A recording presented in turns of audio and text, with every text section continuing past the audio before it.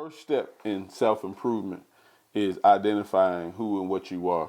And so the problem when you see people aren't getting the results they want out of life, or they say, my life is a wreck, I don't know where to start, how do I get started? I see your videos and you're saying all this, but I'm at the bottom, I don't have anything. And that comes with a mindset.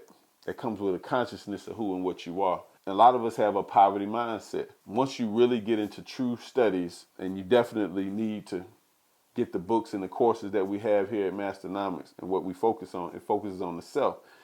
And what you really realize about yourself is you have infinite potential. You are not poor, you just have poor thinking.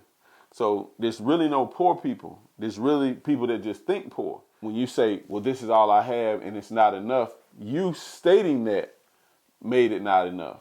But what you have is enough.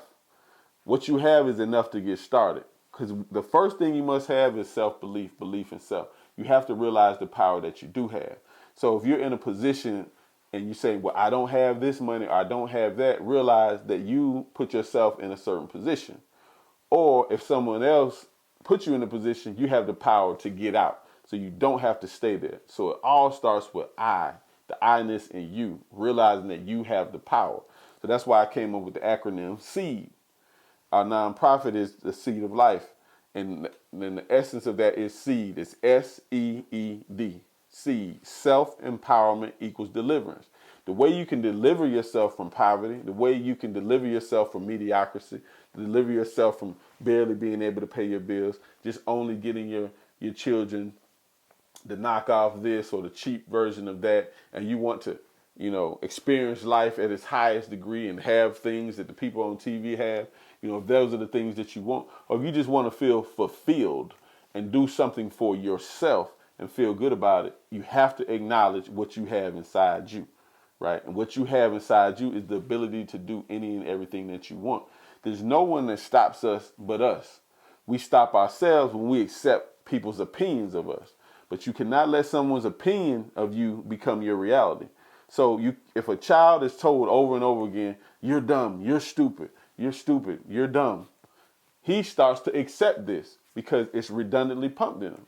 If you teach a child the opposite and say, look, I know you made that mistake, but that's not you because you're great, you're awesome. You have the ability to do this. You have the ability to make those good grades. I know you can do better. I mean, look at you. You're awesome. Just apply yourself, study. That same child will apply themselves and study because he's accepting that he has the ability to do more. So therefore, it is the same energy inside of us. It's what do we accept? So what I want you and what I get people to realize is accept the fact of who and what you are. You are a spiritual being first.